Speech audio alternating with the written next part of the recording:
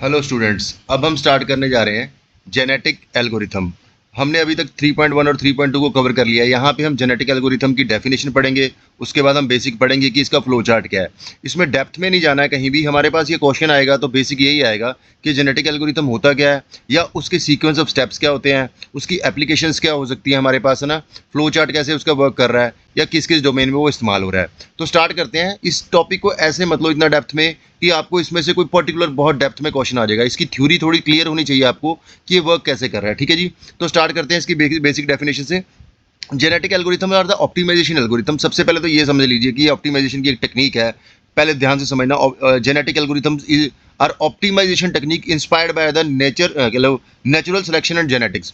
इसको पता क्या है, जो हमारा मान लो कि जीन्स से, एक जीन से नेक्स्ट जीन से जनरेशन ऐड हो के कुछ हमारे में म्यूटेशंस आ जाती है, हमारे में कुछ पावर्स आ जाती हैं कि हम सराउंडिंग और कह लो कि किसी भी एनवायरनमेंट में अडेप्ट करके रहना सीख लेते हैं, कि हमारे में वो अडेप्टेबिलिटी आ जाती है। वैसे ही कुछ ये एल्गोरिथम वर्क करता है। तो दोबारा से रिपीट कर रहा हूँ कि जेनेटिक एल्गोरिथम कैसे वर्क करता है। Genetic algorithms are optimisation algorithm. सबसे पहले तो एक लाइन आपको बहुत ही बेसिक याद रखनी है भाई, कि ये एक ऑप्टिमाइजेशन एल्गोरिथम है inspired by the principle of natural selection and evolution. देखो आपने भी सुना होगा, एवोल्यूशन थ्योरी सुना होगा यार, मूवीज में भी देखा होगा आपने कुछ ऐसा कि जेनेटिकली नेक्स्ट जनरेशन उस चीज़ को अडेप्ट कर लेती है, उस एनवायरनमेंट को अडेप्ट कर लेती है जो सूटेबल होता है, बेस्ट सूटेबल होता है। वैसे ही हमारे पास कुछ ऑप्टिमल सोल्यूशन होता है, ऐसे ही इसमें हम फाइंड आउट करते हैं।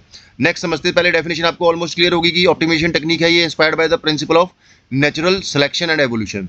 They are used to solve optimization problem where the goal is to find the best solution।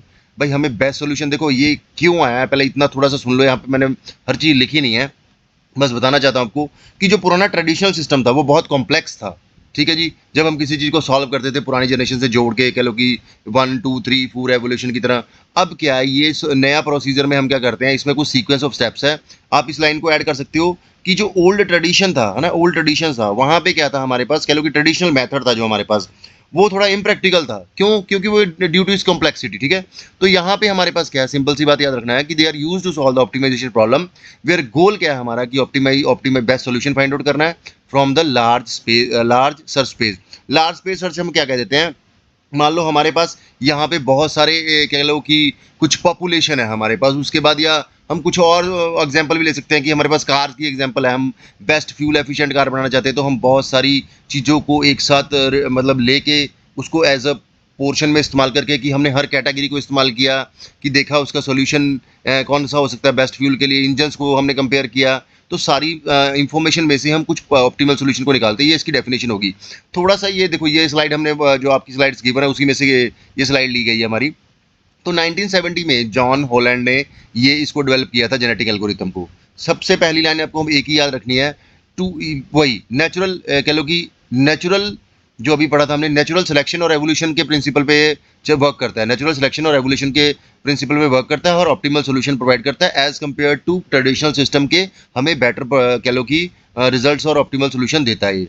आगे आ गया हमारे पास, to design artificial system software that retains the robust of the natural systems. देखो आज के सिस्टम से हम कंपेयर करें, देखो जो मान लो हमने किसी ट्रेडिशनल सिस्टम से किसी चीज़ को कैलकुलेट किया, जैसे हम सर्वे लेते हैं 20 साल का, 50 साल का, 100 साल का, 200 साल का, कुछ भी लेते हैं, ये रॉबस्ट फॉर्म में हर जेनेटिक जीन्स में कुछ चेंज करके हमें देता है। चेंज इसमें बहुत, इसमें देखो चेंज बड़ा इंपॉर्टेंट पॉइंट है इसमें जो आएगा, आगे हम पढ़ेंगे इसमें।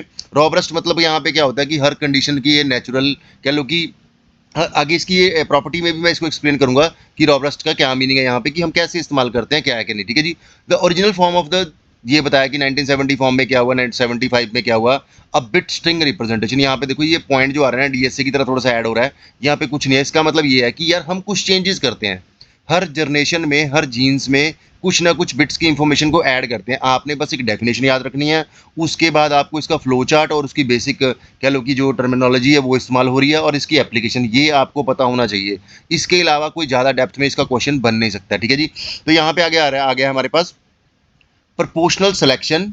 तीन चीज़ें आई हैं हमारे पास, बिट स्ट्रिंग रिप्रेजेंटेशन। यहाँ पे क्या हुआ कि ये आगे पूरी डिटेल में ये चीज़ आएगी हमारे पास, कि हम क्या करते हैं, हमारे पास कुछ चीज़ों को हम म्यूटेशन कहते हैं, क्रॉस ओवर करते हैं, तो नए प्रोडक्ट को या नए इंडिविजुअल को प्रिपेयर करते हैं, उसमें हम कुछ लिटिल बिट की चेंजेस करते हैं, जो आगे हमारे पास आएगा। आगे आते हैं हमारे पास, several variations to the original genetic algorithm has been developed using the different representation schema.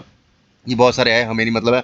अभी तक आपने ये समझा कि हमारे पास क्या होता है, ये एक ऑप्टिमाइजेशन एल्गोरिथम है। एक्सपायर्ड किससे हुआ था भाई, किसको देखते हुए, सिलेक्शंस एंड एवोल्यूशन थ्योरी को देखते हुए हमें जो ऑप्टिमाइजेशन सोल्यूशन देता था जी। अब सबसे इंपॉर्टेंट पार्ट आ गया इसका। इसका सबसे इंपॉर्टेंट पार्ट ये है कि flow chart of genetic algorithm. देखो ये पॉइंट्स थोड़े से याद करने पड़ेंगे, बाद में थोड़ी देर में आपको समझ भी आ जाएंगे। सिंपल सी बात को समझो, किसी चीज़ को हमने शुरुआत किया, सिलेक्शन किया, हमें नहीं पसंद आया, दोबारा डाल दिया। इसमें दो वर्ड्स नए आए, क्रॉसवर्ड एंड म्यूटेशन।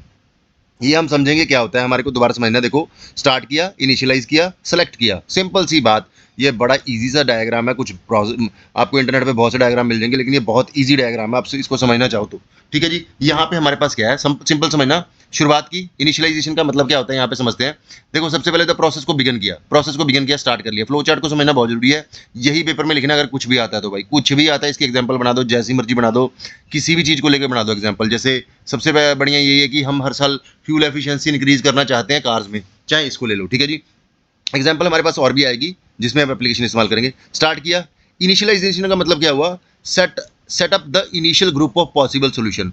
हम क्या करते हैं, देखो मान लो कोई सर्वे टाइप ही है या कुछ है, हम हर एज ग्रुप को ऐड करते हुए कुछ सैंपल्स लेते हैं या कुछ लेते हैं, मतलब इनिशियलाइज करते हैं, उसमें हम लेते हैं जी कि हमने डाल लिया ये एज ग्रुप के ये पॉइंट्स है, ये पॉइंट्स है।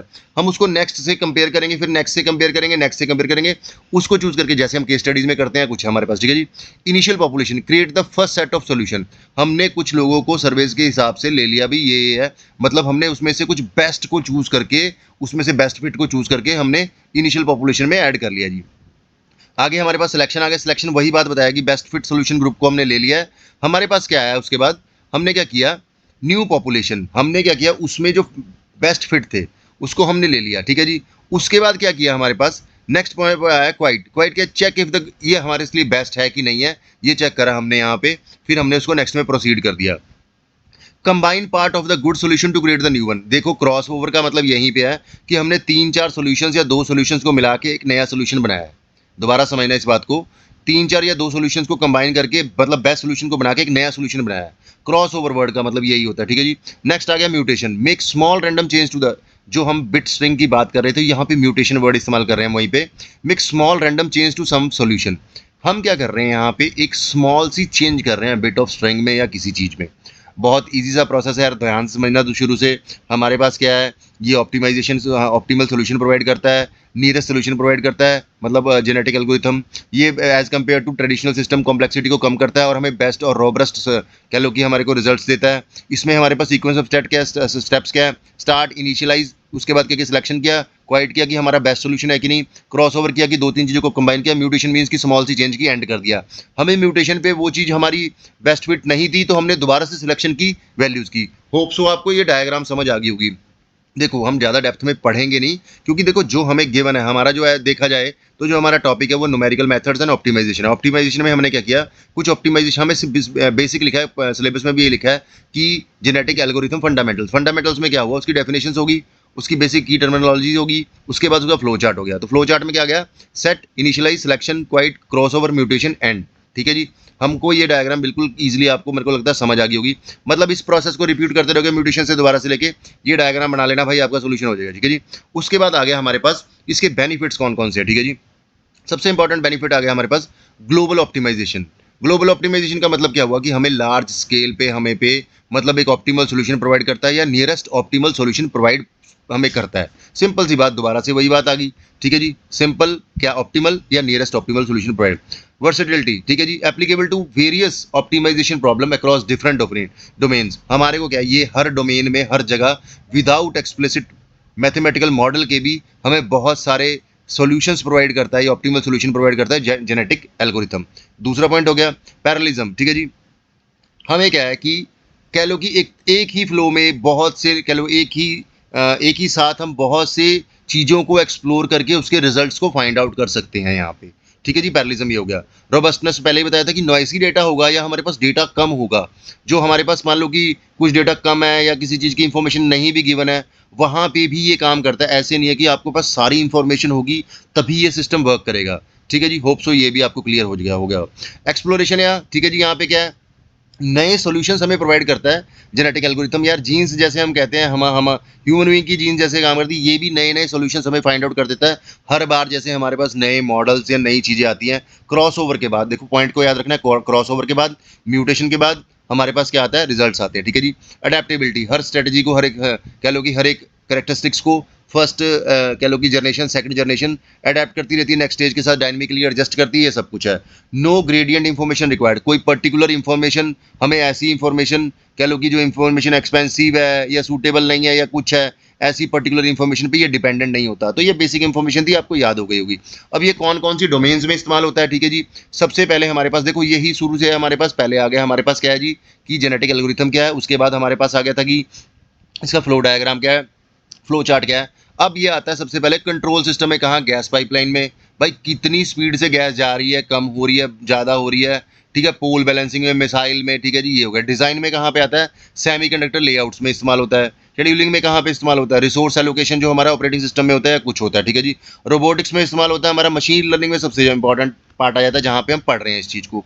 तो ये सब कुछ आपको याद करने वाले पॉइंट है, सिंपल सी याद रखना कि कंट्रोल में गैस पाइपलाइन है, डिज़ाइन में सेमीकंडक्टर है, शेड्यूलिंग में रिसोर्स एलोकेशन है, रोबोटिक्स में ठीक है ट्रेजेक्टरी प्लानिंग है हमारे पास, मशीन लर्निंग में हमारे पास क्या है, नॉर्मली क्लासीफायर सिस्टम में है, सिग्नल प्रोसेसिंग में फिल्टर डिजाइन में होता है। बेसिक सी बातें हैं, ये थोड़ी याद करने वाली जा थ्योरी है, तो ज़्यादा वो नहीं है जी। मुझे लगता है होप सो आपको थोड़ी थोड़ी चीज़ें समझ आ गई होंगी। आपने इसका सिर्फ 2 पेज के नोट्स बनाने हैं, इसको देखते हुए आपका टॉपिक क्लियर हो जाएगा, ज़्यादा डेप्थ में नहीं जाना है।